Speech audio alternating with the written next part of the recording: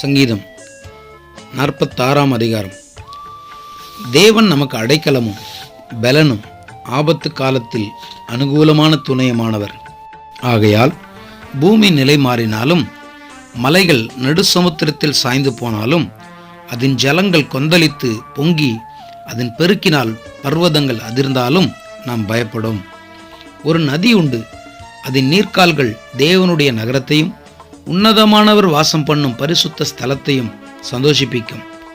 தேவன் அதன் நடுவில் இருக்கிறார், அது அசையாது.